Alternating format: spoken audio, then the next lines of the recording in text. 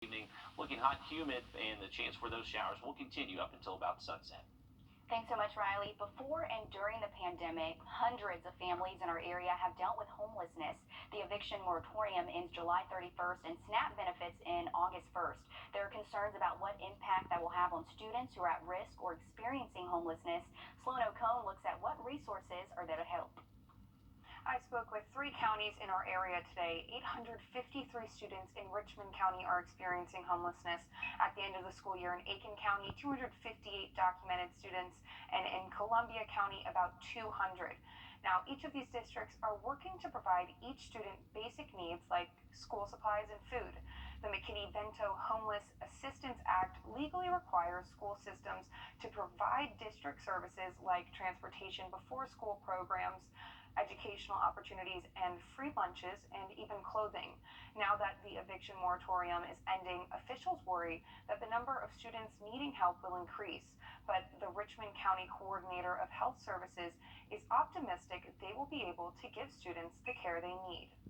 The knowledge is there, the awareness, we continually try to increase that so that we can help students and families.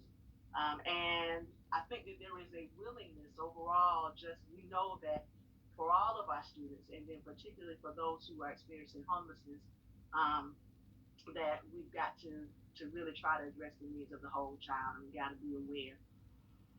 And when I talk to the counties, they emphasize that all they want to do is help, but they can't help you without knowing your situation. So make sure to call your district and ask to speak to their McKinney-Vento liaison for more help. Thanks so much, Sloan. Thousands of homeless. Big changes, though, heading our way as we roll into a holiday weekend. We'll take a look at that in just a little bit.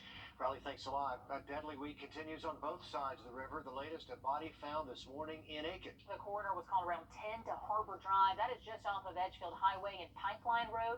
The coroner told us he was called down there after police got a tip about a body buried. He says they found the body of a black male. It'll be a few days before there are more answers in that case. Also, an autopsy to figure out how that victim died. Also, a DNA test to confirm who the person is. The sheriff's office says it's too soon to speculate who this person might be. Just yesterday, the Aiken County Sheriff's Office did something else in their investigations. They asked for help finding a man kidnapped at gunpoint. The Aiken County Sheriff's Office charging 4 people with kidnapping Jazz Allison last Thursday. The next day, his car was found at a gas station on Edgefield Highway. Riding in an ambulance is an experience most of us probably hope we'll never have, but the cost could go up for people in Augusta. The I-Team first told you last month how commissioners were looking into complaints over response times. Well, our Celeste Springer is live for us from the Go Cross station off Walker Street to tell us what a rate increase might mean. Celeste.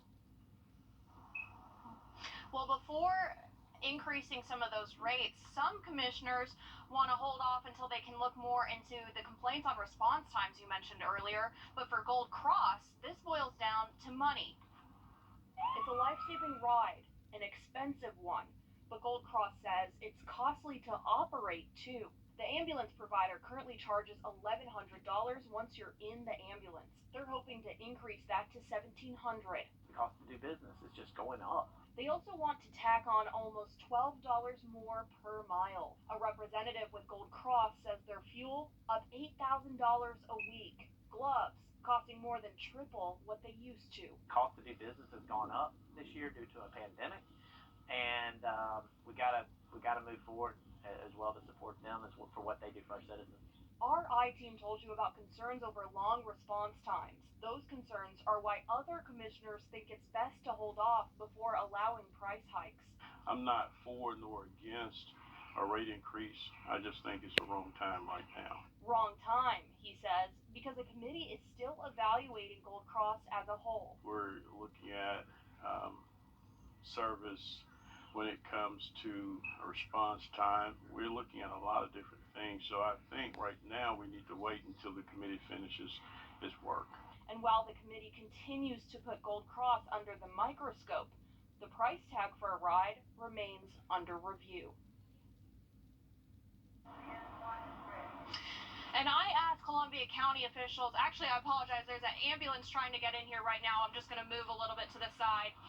I asked Columbia County officials how much people over there are paying for their ambulances.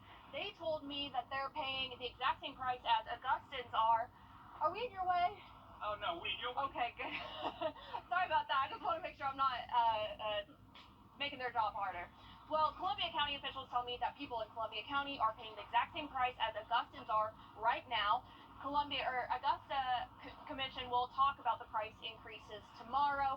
And meanwhile, a representative with Gold Cross tells me that people who are on Medicare, Medicaid, or VA plans likely won't even see a price increase, and they actually represent 80% of the people that Gold Cross serves. All right, Celeste, thank you. Definitely did the right thing, making sure the ambulance did not need us to move. A big day for Fort Gordon today as they celebrate the outgoing